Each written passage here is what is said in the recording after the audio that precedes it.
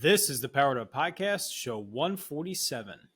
They're honest. I mean, like I've had students where I was like, I had this great idea. This is a bunch of years ago. I was working with a science teacher, and we had this great idea. They would make a PSA about reducing energy consumption, and the winning PSA we would get on the radio. And I don't know, the two of us, science teacher, English teacher, we were like, this is the best idea that we've ever had. when we brought it to the students, I was like, so this is our idea. And they were like, why would we want to be on the radio? I was like, I don't know, doesn't everybody?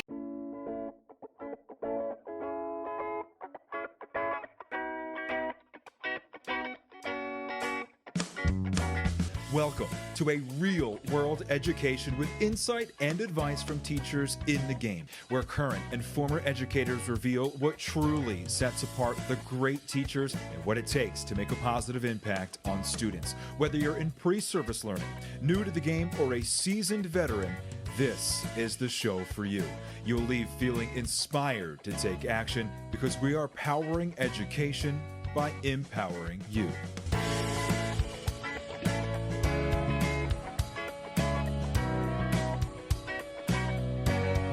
Hey, what's going on, everyone? This is Ken Erman, host of the Powered Up Podcast, and I am here with my co-host, Mr. Matt the Frosted Flakes Rogers. Matt, how you doing, my man? I mean, confused is one way. How in the world are you going to connect this? I'm looking at your sweatshirt, and it made me think of a tiger, and it made me think of Tony the Tiger. What a stretch. So that is the curveball I'm throwing at you tonight. All right, well, we'll take it, man. Things are And good. all of our listeners are going to be jumping over to YouTube to check out your sweatshirt. It is kind of nice looking that way. It is. It's a nice Ultimate Frisbee hoodie that I wear a bunch of these. So life's really good right now. Things are getting in place at home, at school. We're kind of in a rhythm of what it's looking like. What I will tell you is I say that now, and tomorrow we'll probably insist that it's going to change in some capacity, but things are very good. How are you, bud? I'm doing well. I'm doing really well. We had a big event in our district where the coaches were heavily involved in planning that professional development for our teachers. And to be completely honest, it took up a significant amount of my work time. So I am proud of what we did. I am proud that it was a great day for teachers. Our teachers did a great job in supporting it as presenters for so many sessions. A lot of momentum to carry from that, but also I feel like I can take that planning hat off and put my coaching hat back on a little bit more. And I already have lessons I observed today. I'm going to be teaching lessons later this week, so I feel like I'm getting back to what I enjoy doing a little bit more in my coaching role. So I'm excited to jump back in with that. And tonight, some of the ideas in our conversation with Dani got my head spinning a little bit in the ways that I can support teachers in supporting students as best as we can. Totally. I really enjoyed this conversation in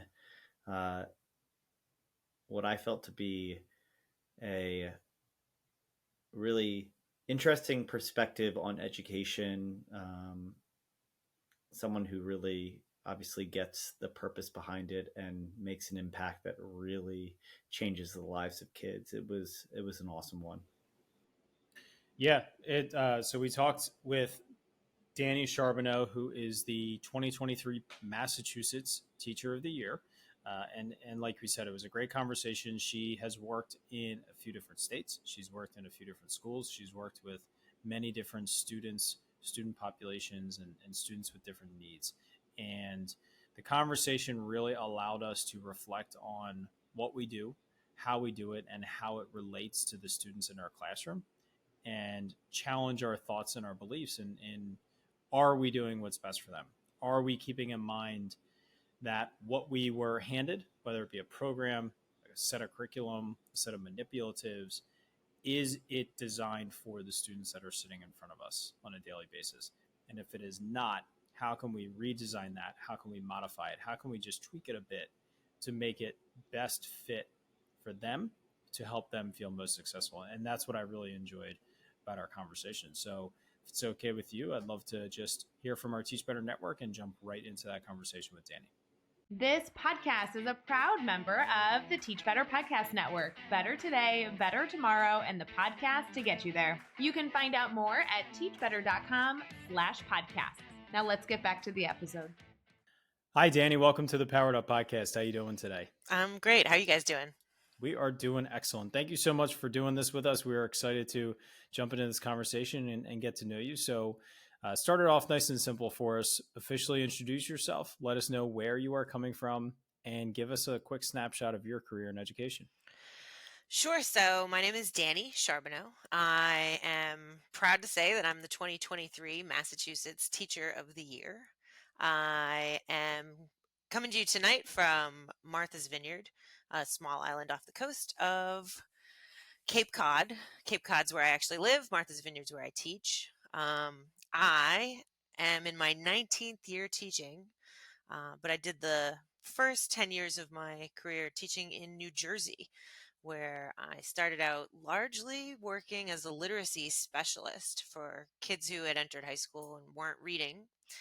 And I had to change schools, got riffed, ended up working in a really beautiful, fancy high school compared to where I had started.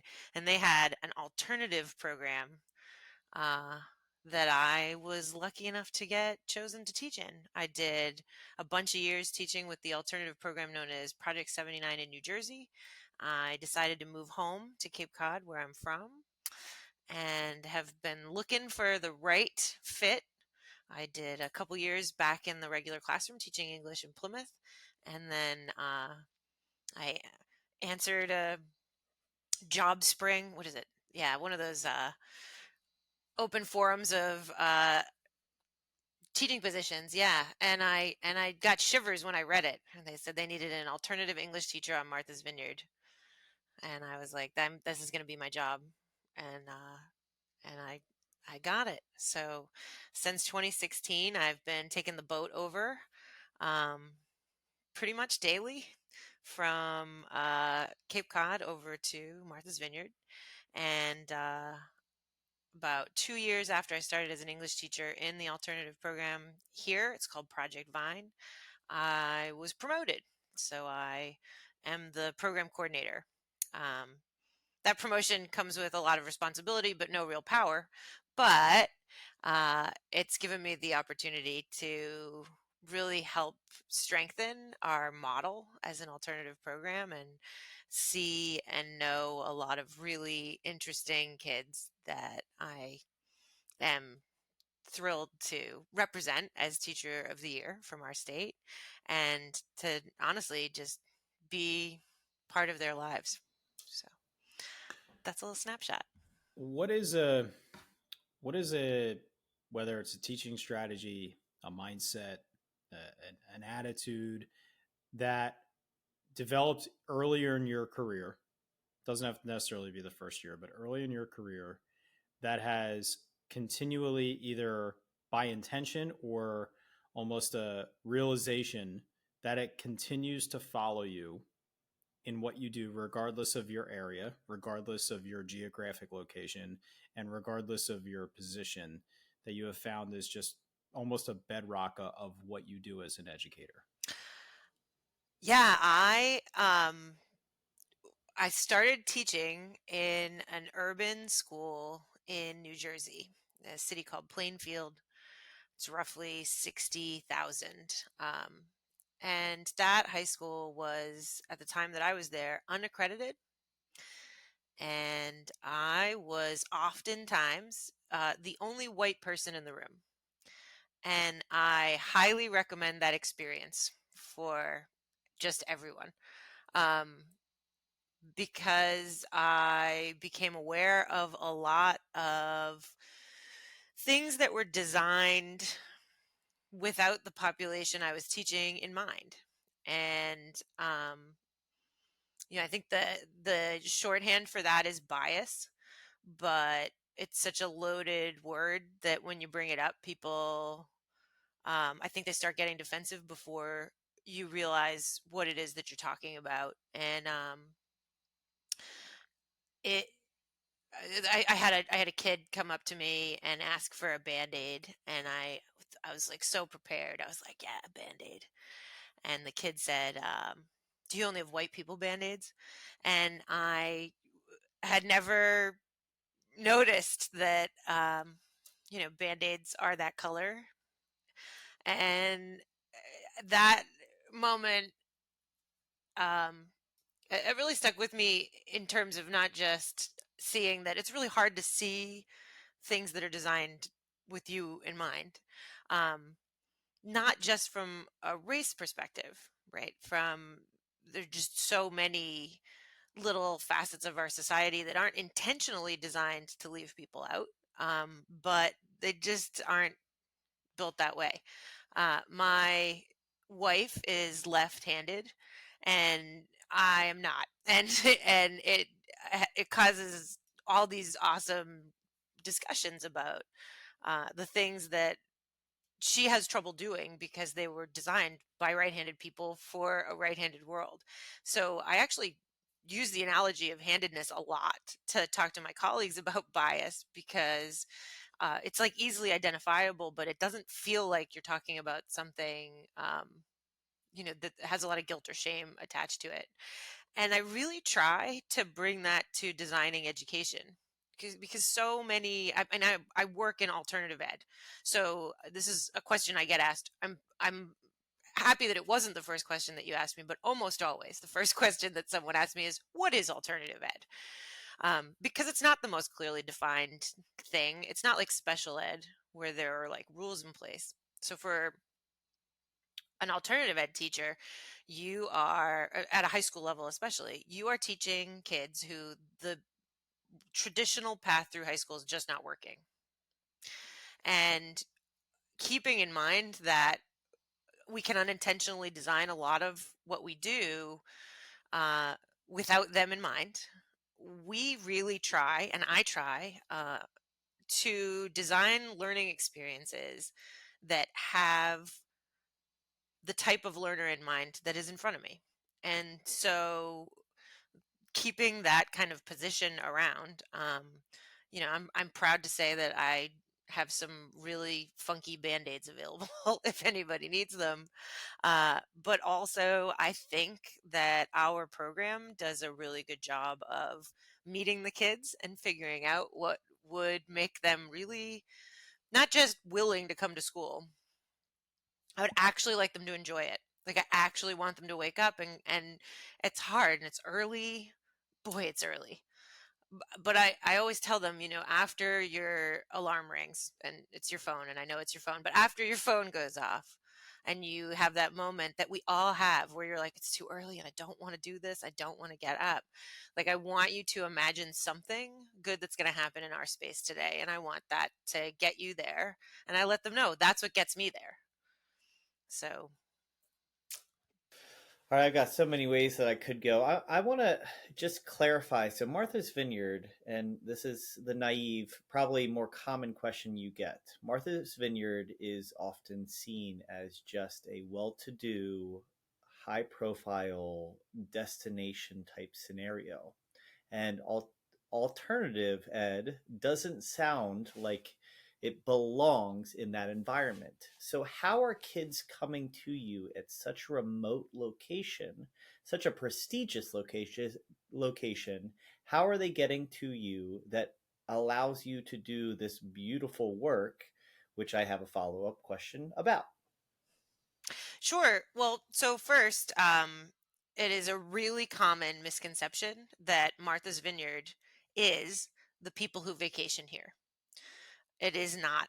We are a Title I district. We're dealing with some pretty substantial issues of poverty, lack of housing, um, food insecurity. This is a particularly hard hit area in terms of drug addiction. And we, so I grew up on Cape Cod, and I have always known growing up on Cape Cod that you get mistaken for the people who vacation where when you live in a vacation-y place, a tourist resort. Um, but the problems that I had growing up in Falmouth, which happens to be where the ferry leaves to come here, are I they're not even half the scale. I mean, it's exponentially worse here.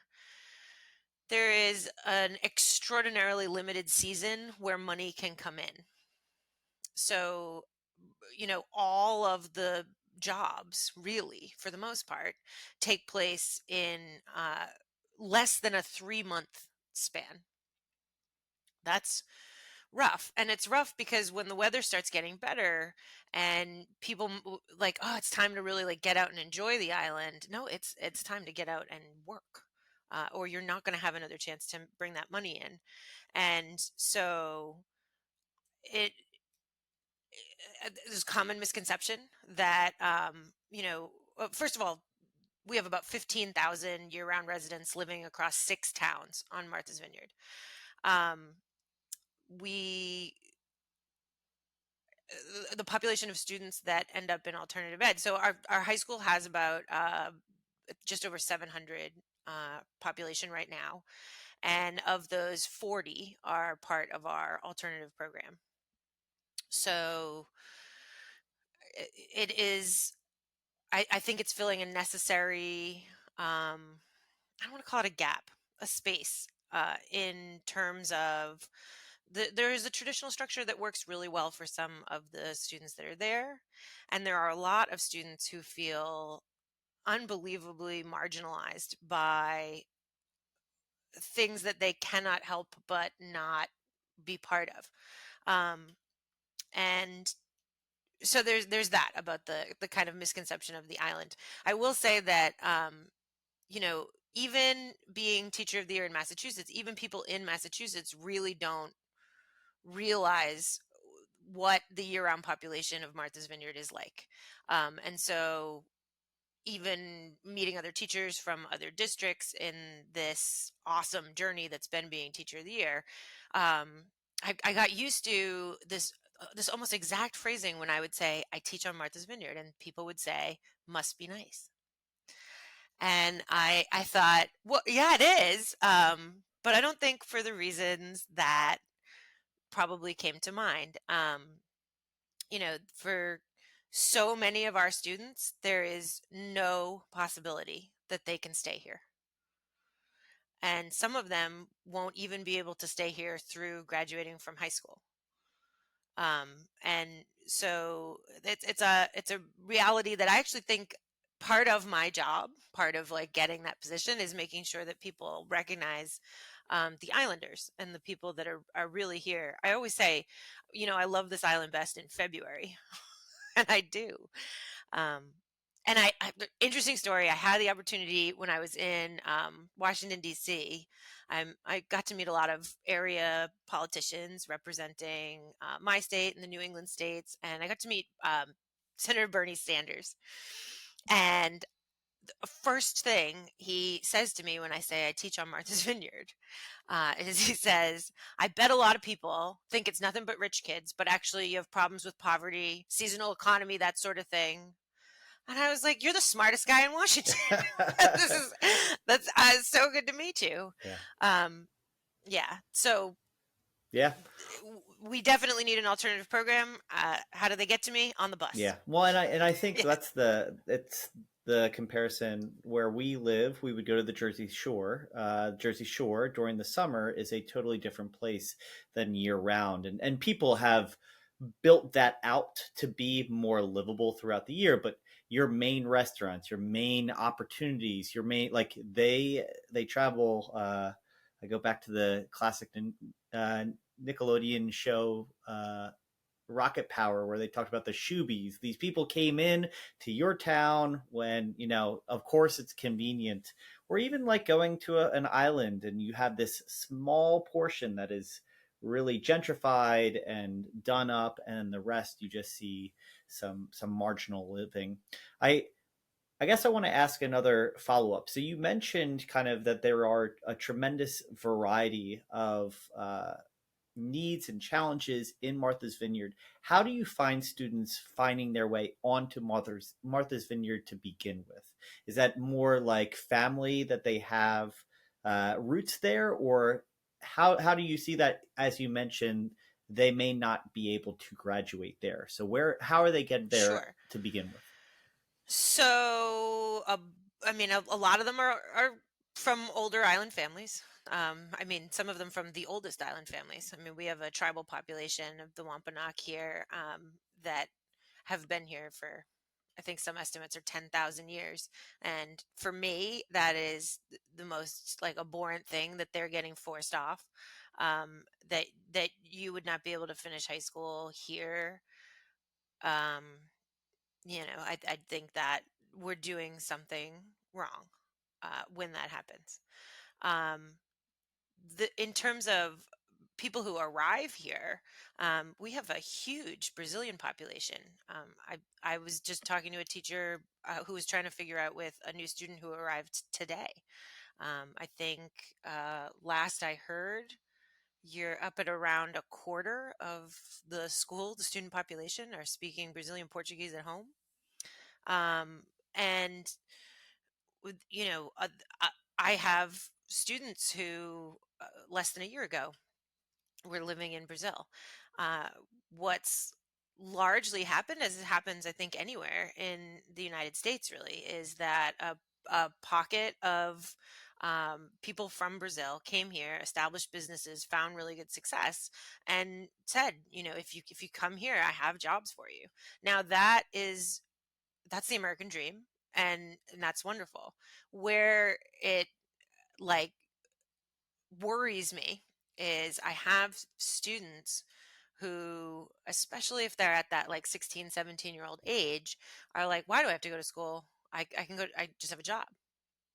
I'm gonna not go to school. I'm gonna have this job and I'm gonna get paid. And what can you be offering me that's better than that? And that's it better be worth it. Yeah, totally. So, yeah. Well, I think that's where, like, I teach in a tourist destination that is Lancaster County.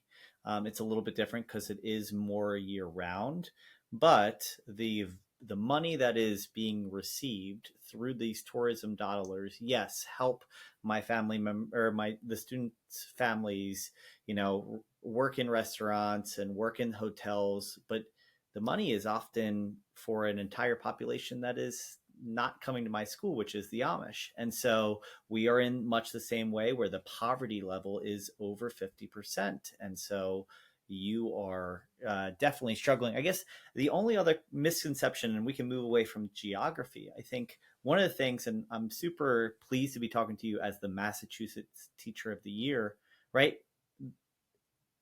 Massachusetts, Rhode Island, Connecticut, New York, even, is considered to be some of the highest academic, I don't want to say standards, but almost expectations, such a rich focus and high stakes standards when it comes to education.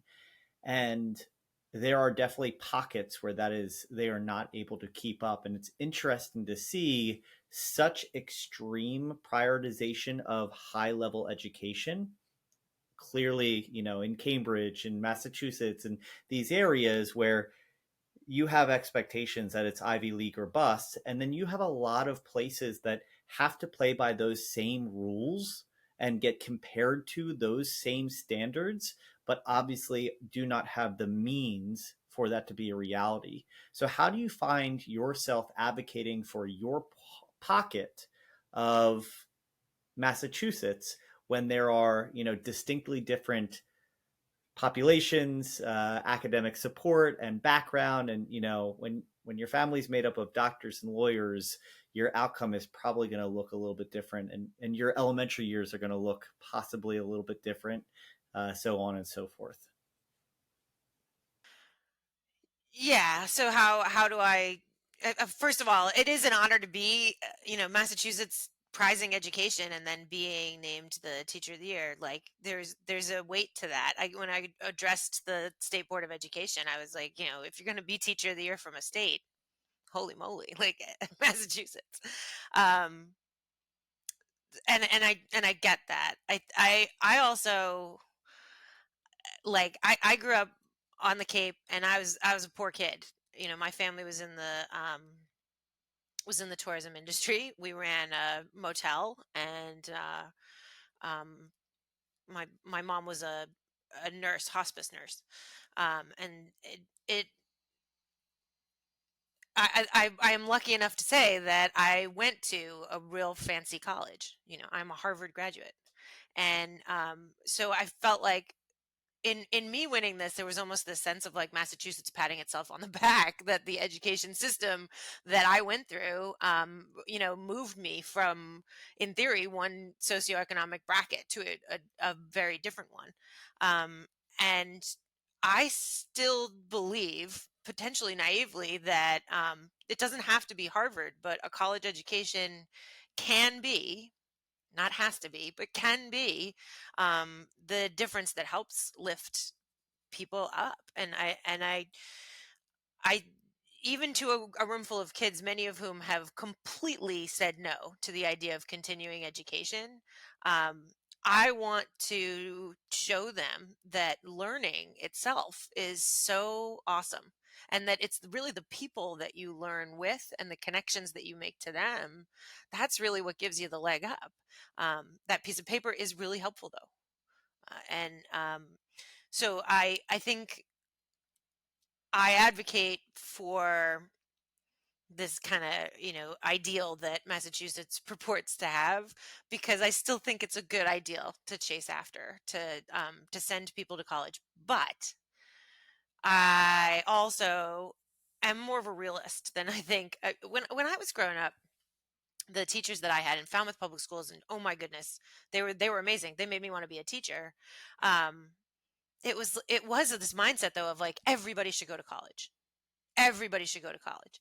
And it's like almost hard to say that out loud, that I I don't think it's for everybody, especially, when you look at the costs that a lot of people will incur. I was really lucky. I'll tell you what, I had a sweet spot. I'm a poor kid who went to Harvard, who has a lot of money. So I didn't leave with a lot of debt. Um, I can't look in the face of somebody who is, oh, should I mortgage my house a second time to send my kid to college? And I'm like, well, what do they want to do with that experience? Because the landscape changed in that regard. And I hope that Yeah. kind of answers your Well, question. and Yeah. and I definitely want to turn it over to Ken. I guess that big picture, because Ken, you kind of deal with it too. You are in the suburbs of Philadelphia, another well-to-do area, but the further you have neighborhoods that you're never, when your school district gets compared to, when you go to the same conference with someone that doesn't have the same challenges in their classroom, their kids are coming from uh, maybe less poverty, or they have other outside experiences, or even they're just going to summer camps that our kids may not have the opportunity to, the well-rounded expectations and experiences, or maybe it's trust between families. Like, there are so many factors that we, regardless of, Dani, your scenario with your kids, advocating for, hey, it's tougher than you think it might be on the surface, or Ken, in your scenario as well,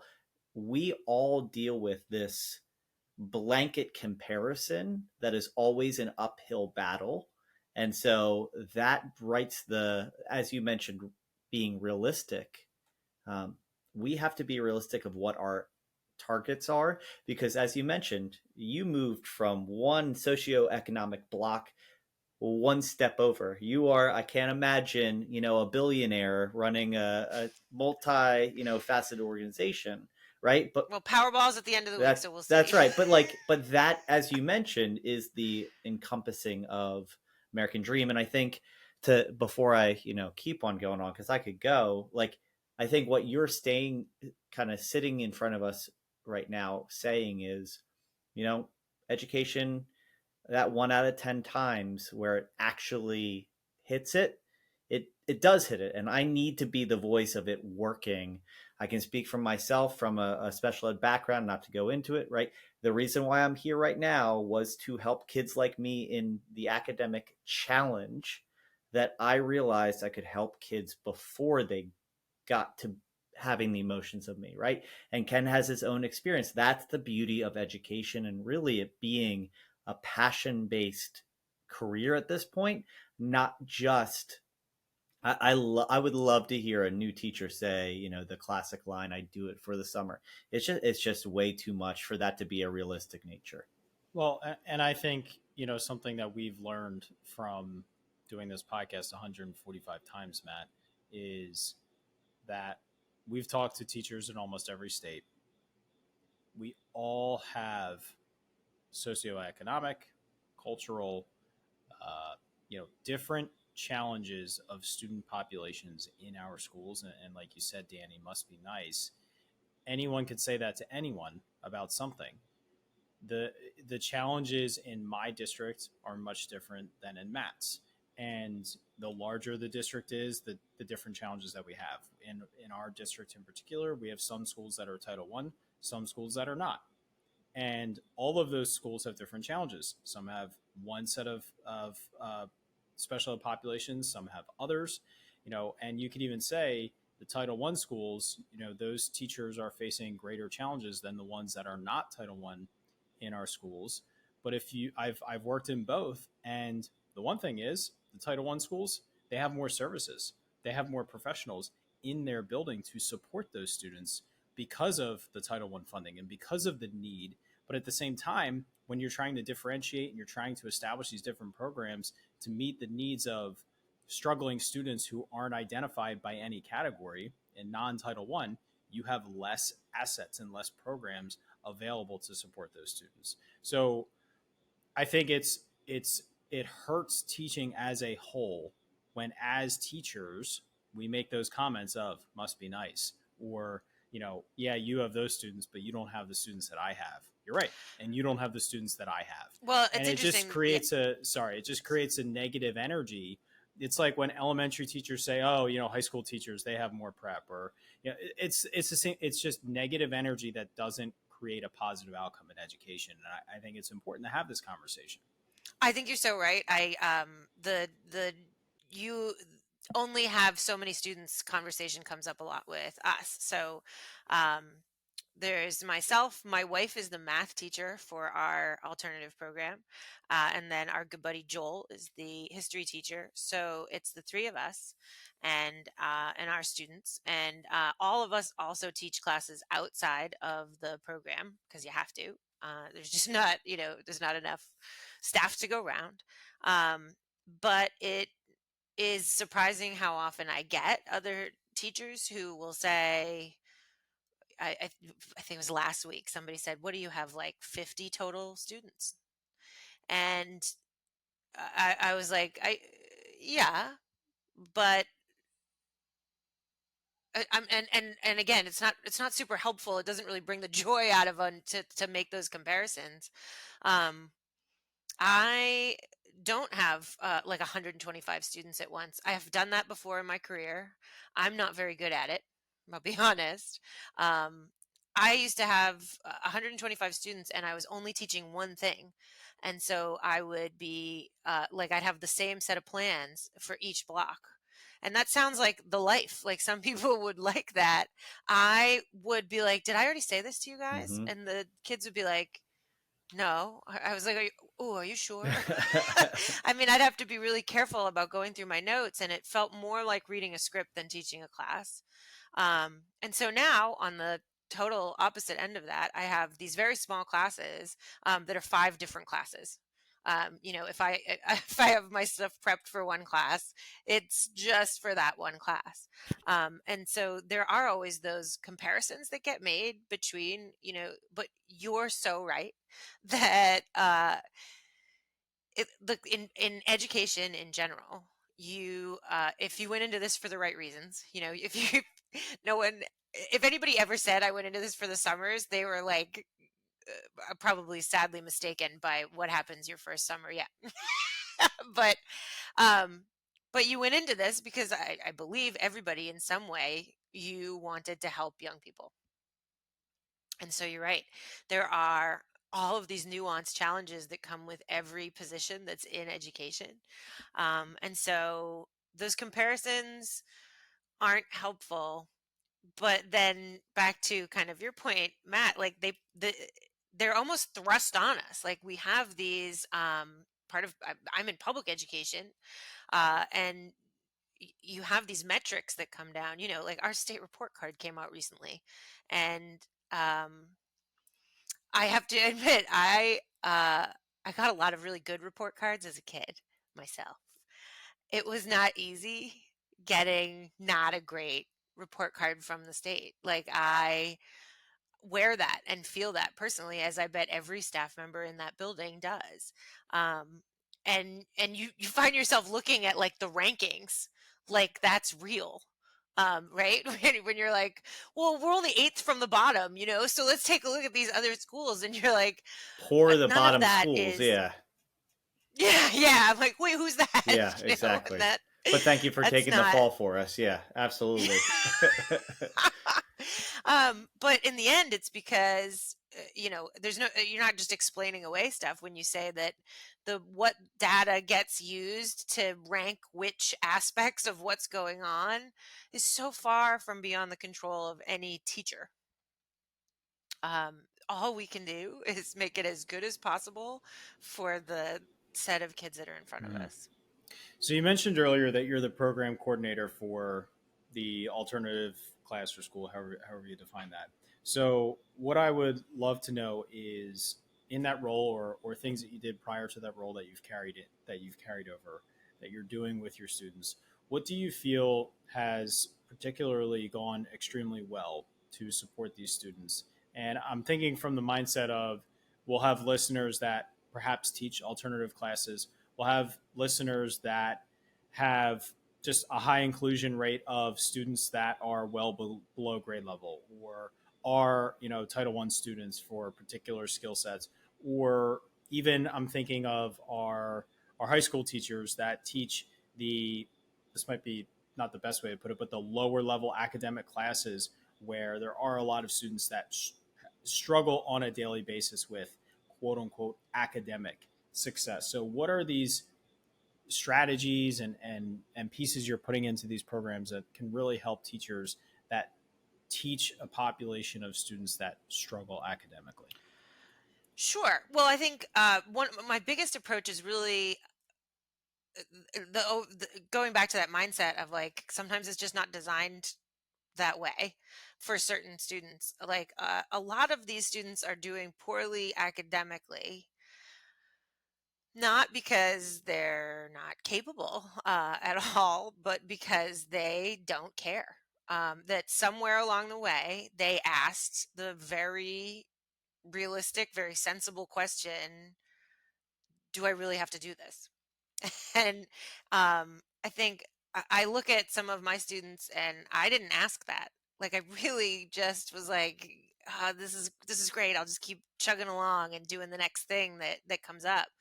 And a big reason that a lot of those students ask that question so early is trauma. And so they're not always really open about what that trauma is. Sometimes they are, but to have a break at such a young age where you're like, I don't buy this. I don't think that this is really valuable. I always I have to come from the place of being as honest with them as possible. Massachusetts still uses the MCAS state standardized test for a graduation requirement. And with my 10th graders right now, I am really honest with them about like, you have to learn to write this way because I only want you to have to take that test one more time. And then I want to spend as much. I'm so lucky I get to have these students from, they enter halfway through 9th grade and I have them all the way through graduation. I am your English teacher. And to say to them, like, you pass this test and we will focus on reading and writing without these stringent parameters in place, and I will just try and like get the best out of you. But I don't want you to go in there and feel like this test is going to stand in your way. And so I think leveling with them and being as honest as possible with a population that is asking totally reasonable questions is really strategy one. But beyond that, um, I said nobody gets into this for the summers, but we did get into this to have fun at our jobs. I really believe that. And I don't, that gets lost so easily. There's going to be hard days and there's going to be sad days, but plan for joy. Like, actually be like, this is where we'll have a bunch of fun. And I start with my units. I love designing units. I know that's like the dorkiest thing, but I really do. And I start with like, so this is going to be an end product that they're going to want to do, that is going to be fun. I really try. Big tip for that population. I shouldn't be the only audience. Like, I heard a comparison once that I really love that asked, if you were in a cooking class and the final assignment was that you're going to bake like this huge wedding cake, all these different tiers and all these beautiful designs and stuff. And then the professor comes into the room and they take a spoon and they take one bite and then they write down a bunch of notes about all the designs and stuff that you did. And then they hand you a grade and they throw the cake in the trash. Because that work that you put in there could have done so many other things. And I really try to look at the work that we do in our English classes that way. Like, why not write to your elected officials? Why not publish our blog for us? Like, what means something to you to use this time and your effort and your brain power to do? Um, and really just taking that one step away and saying, like, I'm not the only audience for this is so huge. I have a I love this project that we do. We, at the end of the year, the seniors that are graduating, they pick out a book and they dedicate the book to our program, to like future students of the program. And we write a little dedication about them. We print it out on really nice paper and we put it in the front of the book. And so at their graduation ceremony from Project Vine, they like ceremoniously add the books to the bookshelf. And then when the freshmen come in the following year, I tell them to go pick out books. And the freshmen open them up and they read these dedications from people who used to be in the program. And what I love about this is it's not for a grade. It's like after the grades have closed for my seniors. They work so hard on these. And when we were first starting to do this as a tradition, and we noticed that we had kids who would like, oh, that's the hardest you've worked on anything in 4 years. There, I think for me, there was this kind of light bulb moment of we have to put not our eyes in front of their work a lot more. And keeping that in mind, if I feel like the educational buzzword is authentic audience, if you're looking for, how to Google more projects like that. But it really starts with knowing your group of students. Like, that might not work forever. And I might have to find something else. But right now, like, it's stuff like that they come alive with. I guess I'm gonna use this and get your opinion. I'm gonna do something that I do more covered up in the podcast. I say things that I'm struggling with in really wise designed questions, but I am having a heck of a time with this year's group of kids, and they do not have the same background or experience completely as what would have them qualified for an alternative placement quite yet. But I just have a wide variety of needs and traumas and all these different experiences that in one ways makes me feel so empathetic for them, and at the same point feel so at a loss of how I could use my time to make it beneficial for these kids. And what's the age group? I have fifth graders, and you can use Okay. a little bit more broader of an experience. But Mm-hmm. when I am building a lesson, my goal is to be purpose first. I'm only requiring things that I feel like you really do need to know. Um, but what is that kind of thought process or navigation that you go through to say, you know, these are the kind of ways that I'm going to use my energy in this day to make an impact for kids, knowing that. And I think this is a broader question because we all feel like there are not enough hours in the day. But how do you, with this population that knows traditional methods probably don't translate, where are you going to say, this is how I'm going to use my time, or here's my creative juice that I'm getting, I'm going to bring into my classroom that will get students that obviously need to receive information in a different way? Well, I mean, for my group, and I don't know how like verbal and talking to you, your students necessarily are, but I just ask them. Like it really is sometimes. I mean, I have so many times where I'm like, I'm thinking of this.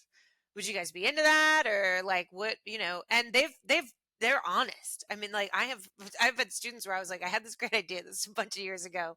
I was working with a science teacher and we had this great idea. They would make a PSA about reducing energy consumption, and the winning PSA we would get on the radio. And I don't know, the two of us, science teacher, English teacher, we were like, this is the best idea that we've ever had. when we brought it to the students, I was like, so this is our idea. And they were like, why would we want to be on the radio? I was like, I don't know, doesn't everybody? Like um I was like, well, maybe you can work in groups and like pick somebody who wants to be on the radio, and then you're going to have these energy saving tips. And they were like, does anybody listen to the radio? I was like, well, I do. and and yeah, no, people listen to the radio. And I had this one kid who was like, people who listen to the radio are probably already saving energy. I was like, okay. So we didn't go with it because it's important to listen to them. And then on the total flip side of that, I really wanted to work with this history teacher, our history teacher in the program, and we wanted to do a local history unit. And we were like literally sitting with our group of kids being like, I don't know, we could go to the museum and find out why things are named the way they're. What do you think? And this one girl was like, you ever been on a haunted history tour? I was like, I have. She was like, I would be willing to write the script for a haunted history tour if we did that. And it turns out it's really complicated, the logistics of getting a bus or getting people on it. But we ended up doing like a haunted history tour at the museum. And we've been doing it for 7 years. And that was like not our idea, not my idea at all, but like a great idea. And it's, yeah, yeah. So I think as much as you can, engage them in conversation and be like, I want to do something like this, and then see how they react to it and where they go with it. To those kids who refused to do a PSA, thought that was the worst idea in the world. What they ended up doing was an energy audit of our school because they wanted to tell people what they were doing wrong. Like there's this there's this inherent they felt really good being like, this window left open, tragedy, like that made them feel really important. It wasn't on the radio because that was not their thing at all. But they did, type up their little energy audit and show it to our buildings and grounds people who were like, kids have some points. I was like, all right. So that worked out without doing the thing that we thought was the best teachery thing in the world. Um, Yeah, yeah, just to continue that, and Ken, I go to you too. Like, we all have had those groups. Maybe I'm generalizing, but I often felt and feel. I also have the privilege of, I had this group for the second year in a row. I moved up a grade level with them, so this has been fantastic, and I love these kids. But there are days where I'm saying, "Oh boy, do I go to my autistic support population, which is prevalent in this group? Do I go to my high academic group that I need to keep them going, and I don't want to take away the struggling readers, but fine math skills, the emotional support, and then your non-emotional support that has uh, trauma that you still have to be sensitive to. There are so many puppet strings that I love about this group. It is absolutely a puppet master of trying to get it right. Whereas in previous years, I felt that I would have a high group with high needs of behavior, or a low group but really sweet, or an outlier that fell into this place that we often, I don't want to say can classify a group. I don't mean label, but we often can say, okay, it's they're in their out of their seats a lot, but they're getting most of the math points right. I can't tell. They're not really even looking in the front of the classroom. Somehow they're getting it. Or, they are crushing it. Their growth is great. We have a lot of work to do. They are so sweet. And again, I may be speaking universally that a lot of people are feeling this way. I am definitely feeling it this way, even with the second opportunity of this group, that it just, like, I hear what you're saying is, it almost feels like you have a little bit more freedom to say, I'm doing what's best for these kids as they enter real life, and I want them to be successful humans. And that often is a justification of a lot of your work. Whereas maybe at my level, it still feels like foundational instructional practices is a long path for them to hit graduation, that still needs to be my priority, as opposed to great learning experiences that make a well-rounded child. So to add to that, if you went back into the classroom, Dani, teaching just regular high school English. I still do. Okay. Yeah. So what are some of the strategies? Sorry, I remember you mentioning that now. It's okay. What are some of the strategies that you're using that you feel maybe spawned from working with your From alternative alternative ed? students that have leaked back into your regular ed? That honesty bit definitely tracks just as well with students who are not, identified as at risk. And I do want to say just a side note about the population. So I run a kind of interesting program where it's an embedded alternative program. They are taking classes in our program, but they're taking the rest of their classes along with the general population. So it's not pull out, and it's also all voluntary, which is a different model than a lot of places use. So our students aren't punished. They usually self-identify. I had a kid come to me last week that was like, could I be added to the wait list? I was like, sure, let me get your name. So our program's kind of funky in that regard. And that you said maybe you have a little bit more freedom. I think, yeah, I've been given a lot of freedom because a lot of our students, they're wonderful people who are sometimes really problematic in regular school environments. And so there has often been this sense of like, try something, with that one, try something. And I'm like, sure, let's see if we can.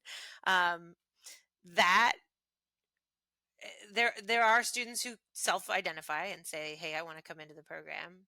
There are also students I know, because I teach out in the mainstream still, who will say to me, I always wanted to join Project Mine, but there's a billion buts. It's like, I wanted to take all honors classes, so I couldn't come into your program. Or my parents would never let me because they know about some of the kids who have come through there. And, sometimes they're more infamous than famous. But I always try to remember that there are students just like my students sitting in every classroom. They just might not have the opportunity to be in an alternative family like ours. Project Mine, the kids, they have their spats and stuff, but we're really lucky. We have our own kind of space in the building. So they have this like dedicated set of classrooms and bathrooms and a little student lounge that is theirs. And so they're learning the subject matter from us, but they're learning how to like interact and kind of be a family and not eat everybody's ramen when nobody's looking, like these are important things. And it it's like, it's really beautiful to be in charge of that. Uh, Sort of what that kind of means. Um, but like my basic position is maintaining the wait list, interviewing candidates who want to come in, and I meet every other day with my wife and the history teacher so that we can be like, hey, how's this unit going, is that working for how about this kid, he looked sad, is everything okay, do you know anything, um so I just that is such a privilege, but I always try to remember that when I'm in the regular English classroom, again, there are kids that are just like the kids in my program. They just can't come in for one reason or another. And so I still try that honesty thing. I mean, I'm teaching a creative writing class right now. It's open to anybody in the school. And we end that whole class with, you have a performance that you can do, big like coffee house style thing, or you can submit your work for publication. But one of those things has to happen at the end of that course, and they know that going in. And again, I'm not the only member of that audience, so it's either for your classmates in this performance at the end of the course, or it's for this much larger audience that your writing gets. And so that audience piece, um, that would be my big tip for people who are trying to work with any student population at this point. I mean, especially those that are difficult to engage, but students, when like the students that you have now, oh my goodness, they're in the fifth grade now. How old were they during the pandemic? Yeah, first. Like, Yeah.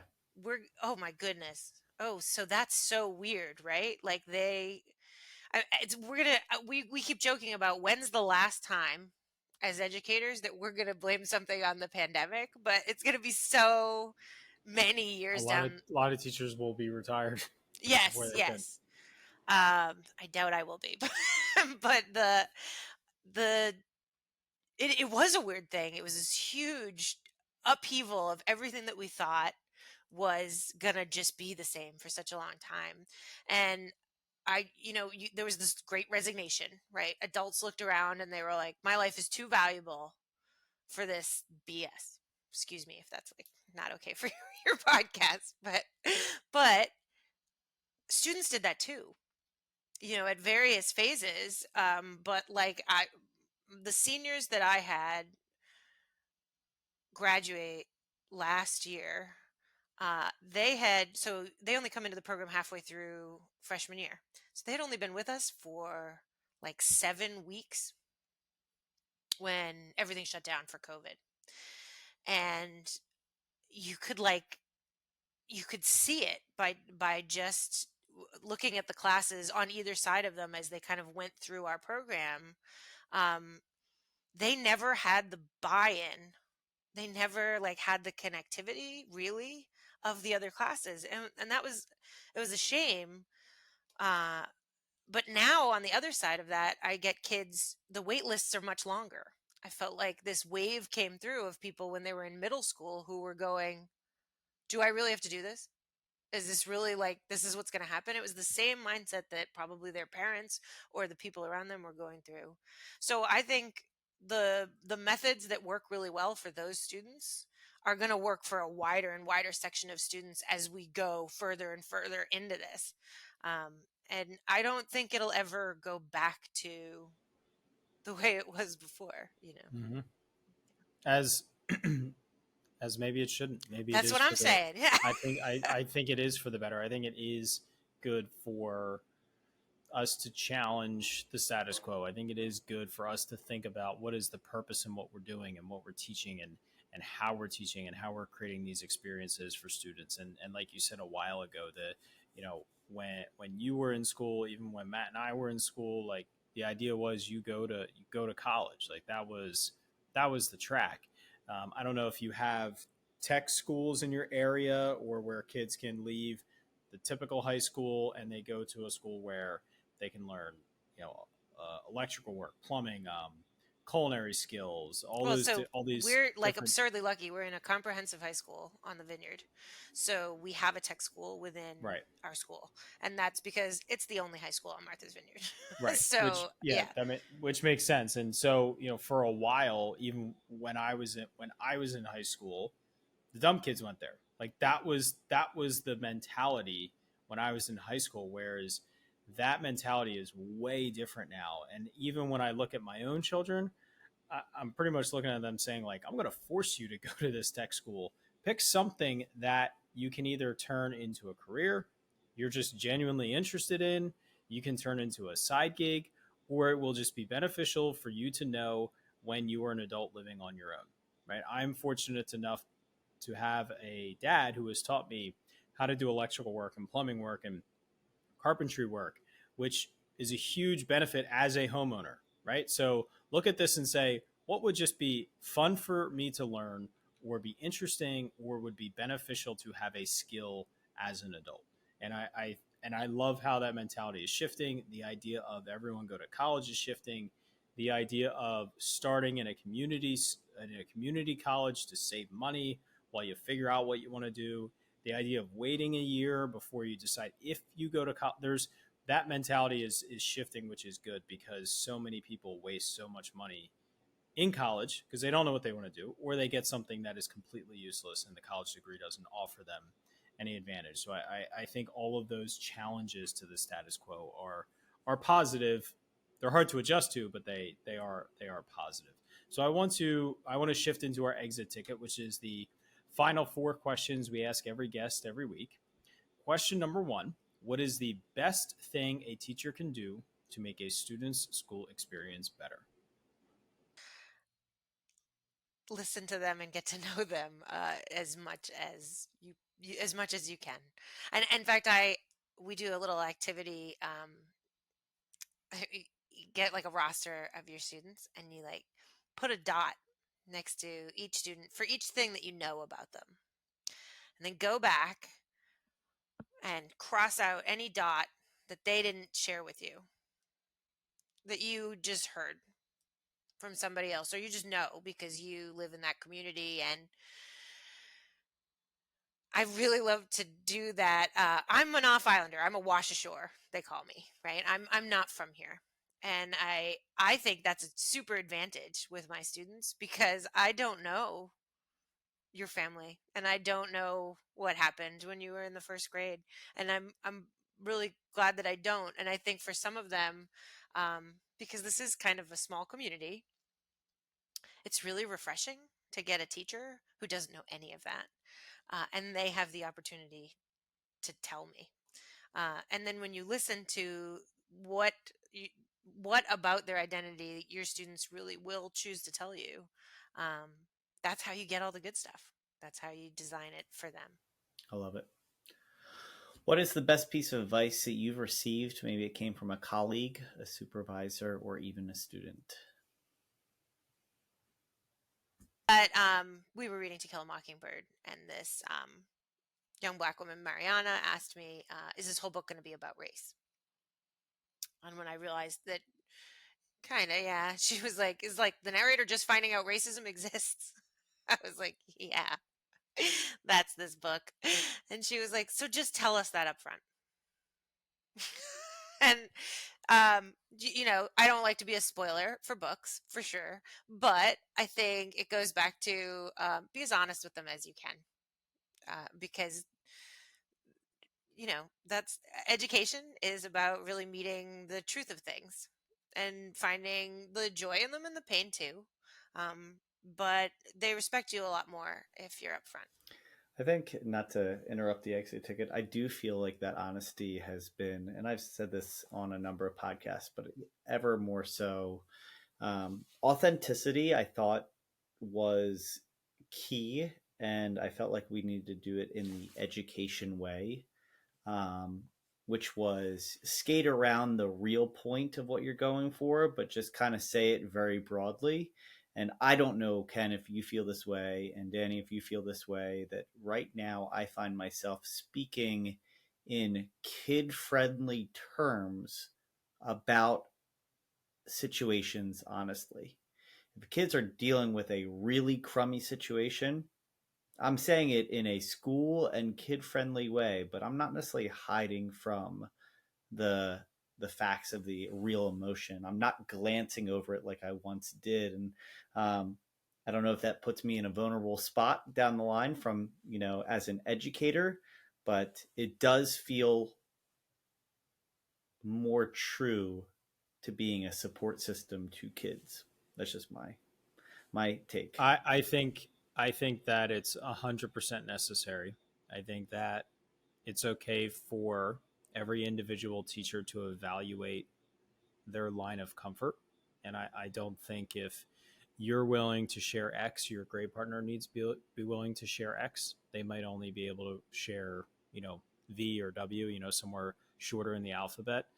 Um, and also being honestly honest with students. So, as a fifth grade teacher, we would typically have a human growth and development lesson for boys and for girls. I would run the male one as the male or grade level. I would tell the students, especially after the nurse would typically leave, and we kind of had that orchestrated because she was female, and we agreed that like she's like I'm gonna leave because they might be more comfortable asking you more questions. And some years they would ask none, some years they would ask 50. It usually once the momentum got going, then they would keep asking questions, and I would tell them that I will answer every question 100% honest to you. However, if you ask a question that I am not allowed to answer because of my position as a teacher, I will say, this is a question that you need to ask your parents. I'm not allowed to answer that. And that was my version of honesty. I answered every question 100% honest. And if I was concerned that it was inappropriate for me to answer that question because of them only being in fifth grade, because of the scope of what we were supposed to cover with that content, I would just flat out say that. And that's like the farthest end of these conversations. There were conversations I would have just in my regular classroom with my students where it would get to a point where I would say, that's a great question, or that's really something that's important, but like, I don't think it's appropriate for me to answer that as your teacher. And so I think it's important for us to have that own personal comfort level, but also really knowing the professional line that Yeah. we can and cannot cross. Well, and teachers have to make those judgments, like you said, for themselves all the time. There's a lot of jokes that you hear as a teacher, right? How many times do you hear, don't do this for the money? But we are doing this for a living. And so we can't put that in jeopardy. And a lot of times I tell kids, I can't go any farther than this line because I want to have the privilege of standing up here again tomorrow. Um, but I am honest with them about that line, and that's where it is. So the next question, I think you've covered, but if you want to reiterate anything, it's really the idea that the school year goes in waves, and there are times in the school year that it is a challenge to survive. We understand that. What are things you feel like you can pass on that you haven't already said that would help the audience kind of power up through those moments of struggle? Plan a good field trip. I am on a quest to elevate the status of the field trip planners everywhere. No, there's no stipend. You're not getting any extra money. In fact, you're probably going to come out of pocket for that kid who has no cash, and you're going to buy them that slice of pizza. But I love field trips, and I am not ashamed to say it. And if anybody is down thinking like, I don't know about this whole teaching thing, I'm always like, have you tried planning a field trip? Like, just have you tried? Because it seems so complicated, but anybody who has a teaching license knows how to get through complicated bureaucracy. So um, I really, really want to put that out there. Times are tough right now. If it's already the spring, start thinking about the fall. Where are you going to go? I love that. And, we would go to Gettysburg every year for our fifth grade field trip. And Got to. We bus left at 7:30 in the morning, I think. And we got home at about 7:30 at night. We didn't get hourly. We didn't get our hourly pay for the 6 hours outside of our contractual day.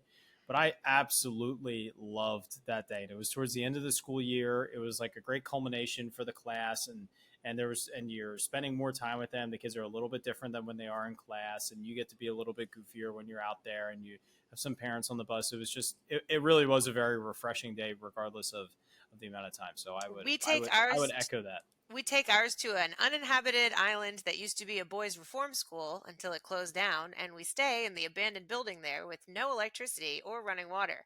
And I have to tell you, it's so much fun. I really, and that's a little extreme. I don't necessarily recommend that your average person take like a bunch of teenagers and stick them on an uninhabited island. Although pretty good for chaperoning, because like, what are they gonna do? But that you were saying, like, you leave so early and you might come back we're on an island. If we come back too late, you are spending the night in a hotel room near the boat with those kids. And like, I'll still say it's worth it. It's worth it every time. That's awesome. So the last question, it's easy to fall into facilitating a repetitive classroom. What separates the teachers who are the ones constantly seeking to change, innovate, and adopt new teaching strategies? Well, gonna go back to, the kids that are in front of you and wanting to meet them wherever they are is gonna keep you fresh. But it doesn't hurt. My eldest son right now is 15, and I have a 12-year-old not far behind him, and they're great for bringing me like this honesty about. They'll be like, "Oh, this teacher is pretty good, but they could do this and this different," and they're very different than my own students. But I think they're the best reviewers. I'm like, they've given me so much stuff. Last year, my eldest came home and was like, "You ever done GimKit?" I was like, "No, what is GimKit?" And he showed me. He was like, "It's great. It's like Kahoot, but way better." I was like, "Oh, well, thanks for, turning me on to this." And I think not just them, but any other teachers, you hear any good ideas, like go with them, run with them, because it's only fun when it's fresh and when it really speaks to the kids. And so if you can keep your ear to the ground, be willing to change, change is the only constant. And I, when I get tired of changing stuff, when I refuse to like do it anymore, that's when I'll retire. And that'll probably be the last time somebody blames something educationally on COVID. Well, that's the truth. I've enjoyed this conversation. I know I can say that Ken has as well. How is the best way that our audience can continue to stay tuned into your work and your thoughts and connecting with you going forward? Well, I do a lot of writing on Medium. So if you're into that sort of thing, you can follow me, Dani Charbonneau on Medium. And then, other than that, look out for Project Vine. We've got our own, media presence on Instagram and on Facebook, because I'm old. So Project Vine is the thing to check out. And I got to give a shout out because most of my life is fundraising. So if you can catch up with any of the web pages devoted to Project Vine at MVRHS, we would love a few dollars. Absolutely. We'll link that up in our show notes so everybody can find that and contribute and support. So Dani, thank you so much. This has been a great conversation, like Matt said. And I just appreciate your time and the discussions and the ideas that we put out here today on the podcast. So thanks again for joining us. And Matt, why don't you take us on out of here? As we power down this episode, Dani, you've left us for sure feeling powered up. Thank you for the time. And for our listeners, we look forward to the conversation next week. Talk to you then.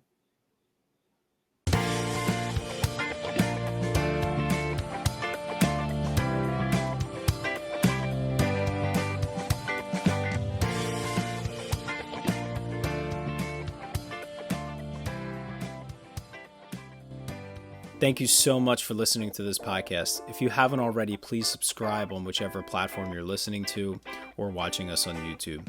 Each week, we get to talk to amazing educators who are making a positive impact on the lives of students, their colleagues, administrators, and education as a whole. It's been such a privilege every week to be able to talk to these incredible individuals, learn from them, grow with them, and better myself and all of education through these conversations. If you haven't already, please consider sharing this with a colleague, someone who can benefit and be powered up from the experience of listening to these incredible conversations. Because of Powered Up, we are powering education by empowering you.